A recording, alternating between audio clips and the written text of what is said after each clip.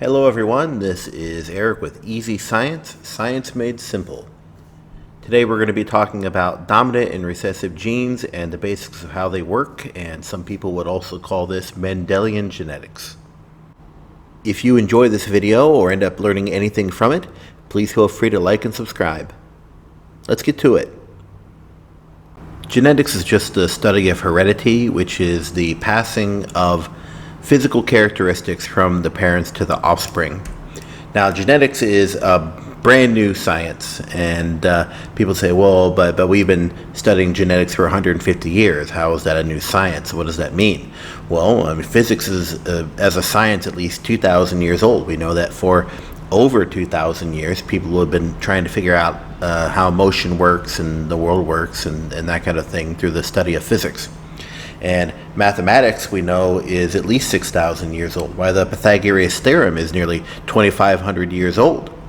And chemistry is so old we don't even know when humans started studying chemistry. We know that people have been trying to change lead into gold for a long time through chemical means, for example, but people have been studying chemistry in some capacity on purpose since before there were written texts.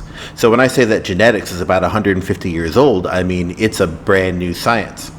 Now, people have been messing with genetics without realizing it for a long time, but they haven't been doing so for the sake of science.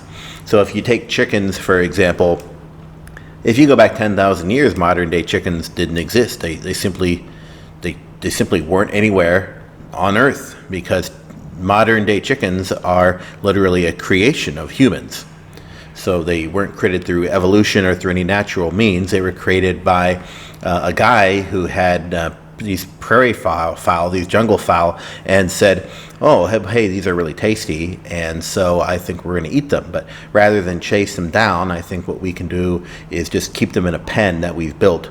And then if you have 100 of these jungle fowl, and some of them are a little more muscular than others and a little bit more tasty, then rather than eat too many of those, then you're going to try to breed more of them. And maybe in the next generation, some of the babies will be even more muscular, at which point you're going to breed them, because of course, mostly when you're eating a chicken, you're eating the muscles. So if you do this for 5,000 years, now you've got some of the modern day breeds of chicken. Now, people weren't doing that out of a scientific curiosity. They were just trying to survive, just trying to get food to eat. Or other examples that are more dark are examples like Hitler, where he decided that there was a certain set of traits that he thought were the best, perhaps blonde hair or blue eyes and a square jaw, and so he tried to make sure that these traits were more common through genocide of people who didn't have traits that met these ideals, and in some cases through forced breeding programs of people who did have those ideals. But when we're talking about science, I would say that the very first person to really study science on purpose was Gregor Mendel. Now, Mendel was a monk who lived in a monastery, and he was responsible for the monastery's garden. As back in the day, a monastery was full of people who didn't want to get too involved in the outside world, so they tried to grow as much of their own food as they possibly could. And one thing that Mendel noticed is that with his pea plants, there were only tall pea plants and there were short pea plants, but there were no medium pea plants. So Mendel wondered, well, what would happen if I bred a tall pea plant and a short pea plant? And he was pretty sure he wasn't going to get medium pea plants because there weren't any, but he wasn't sure what was going to happen.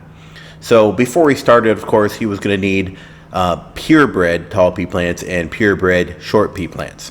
And as far as what does that mean, a purebred organism is one that always produces offspring with the same traits as a parent. For example, if you have a purebred male Rottweiler and then you have a purebred female Rottweiler, if you breed them together, you should only get little baby Rottweilers. And if you have paid good money for a pair of purebred Rottweilers and you breed them together and one of the babies doesn't look like a Rottweiler, you don't have a purebred. What you have instead is some kind of hybrid, which is the opposite of a purebred. This is when you make two different kinds of organisms and you end up with a mixture. So if you breed a dachshund, like on the left, and then on the right, you breed it with a corgi, who knows what you're going to get? You have no way to predict. You could end up with an animal that looks more like a dachshund, or one that looks a little bit more like a corgi, or a 50-50 mix. One thing you could be certain of would be that it's probably going to be a long-bodied dog with those ridiculous little short feet that corgis and dachshunds both have. But would the dog be darker in color, lighter in color? Would it have those pointy corgi ears or the floppy dachshund ears? You just don't know. And so that's a hybrid.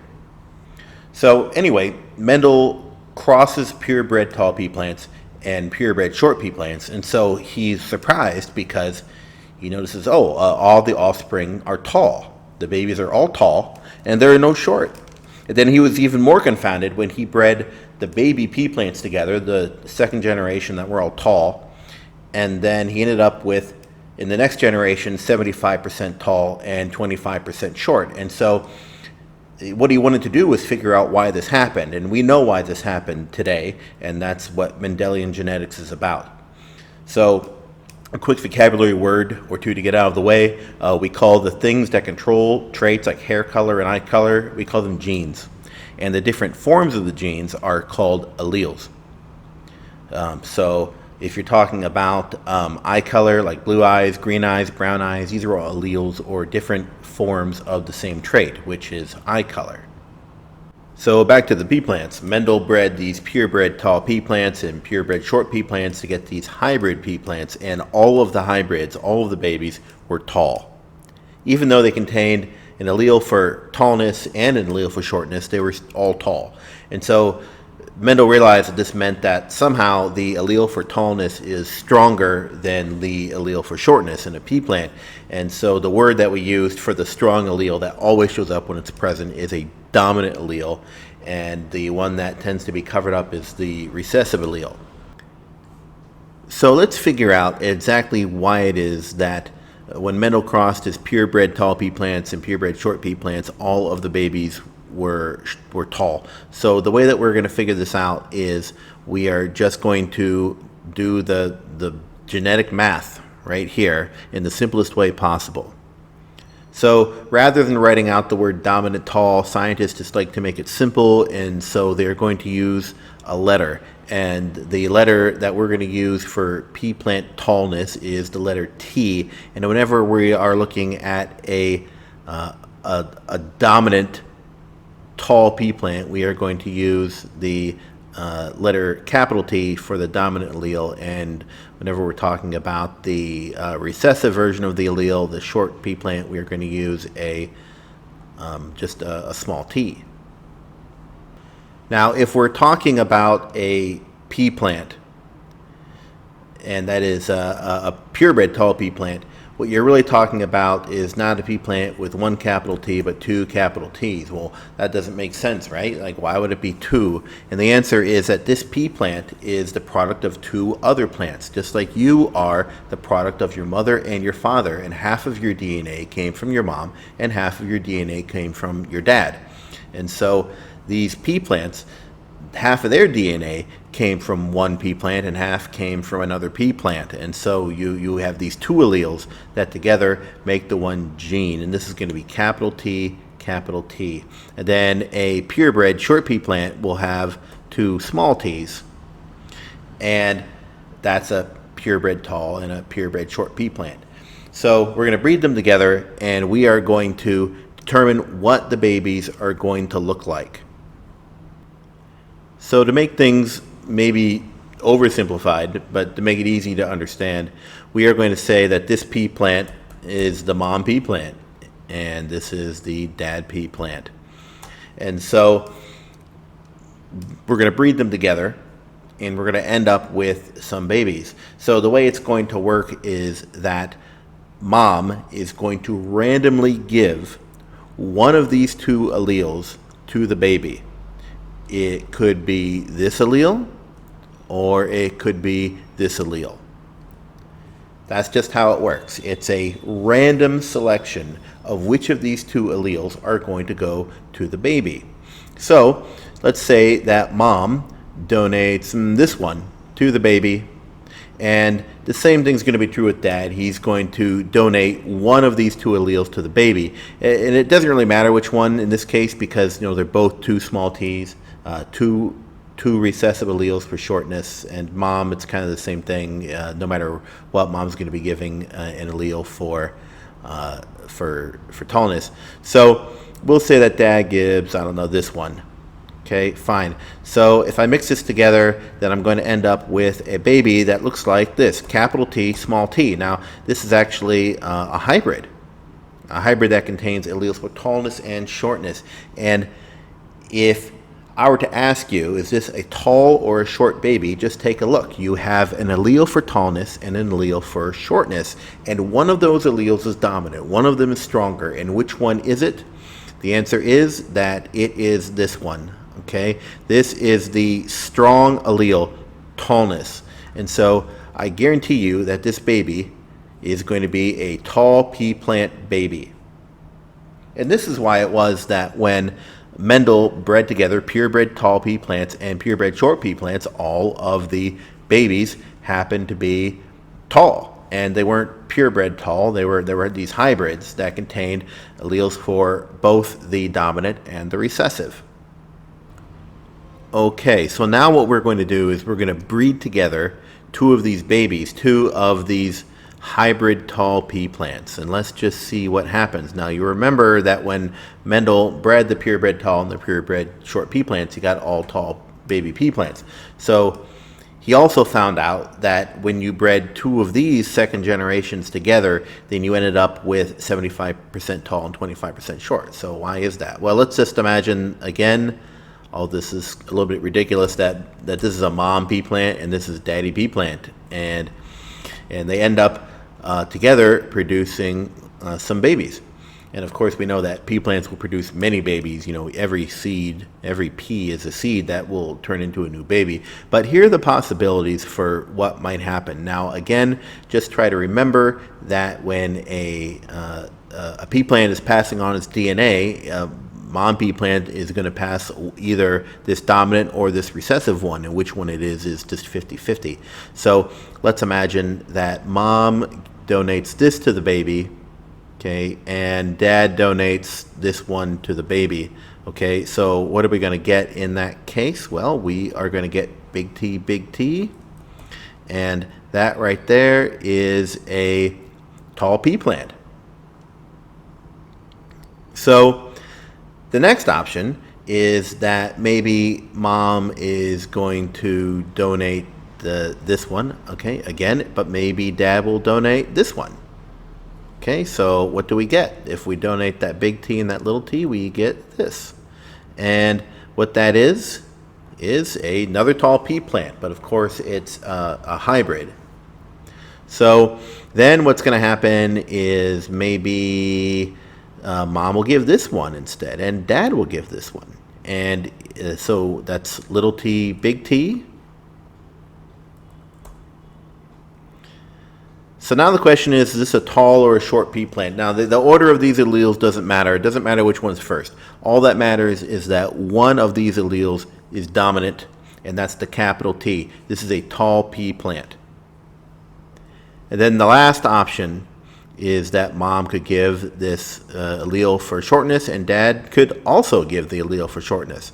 And if that happens, then you end up with this gene combination, this allele combination of little t, and that of course is a short pea plant.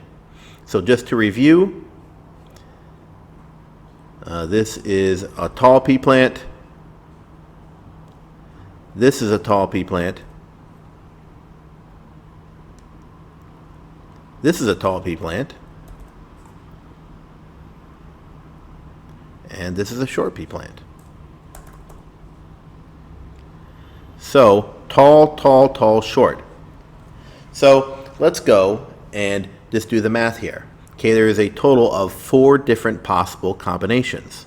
Okay, and 3 of the 4 are tall. So 3 of the 4 babies are tall, and 1 out of 4 babies are short. Okay, so if we turn 3 out of 4 into a percentage, then you're going to see that 75% of the babies are going to be tall and about 25% of the babies are short. And this is exactly what happened with the second generation.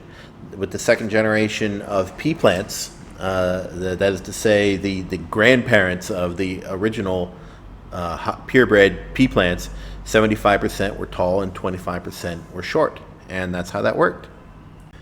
So imagine that you have the situation again where you've got the hybrid pea plants that are being bred together. They're hybrid for tall, meaning they have an allele for tallness and an allele for shortness, and then randomly each parent will select a different allele, and you end up then with a tall pea plant baby that is also a hybrid. At the same time, if you instead have the situation where both parents end up donating the dominant allele to their baby, then you end up with a tall pea plant that is purebred as far as being tall, and then you could also end up having two recessive alleles donated, one from each parent, at which point you would have a short stem pea plant. In fact, this is the only way you can get a short stem pea plant, because if even one of these two alleles are dominant, then you end up with a tall pea plant. And that's it for the most basic description of dominant and recessive genes and Mendelian genetics. I'm going to expand later with another video on Punnett squares and some of the other ideas. But if this helped you or you enjoyed it at all, please like and subscribe to Easy Science. Hope you have a nice day.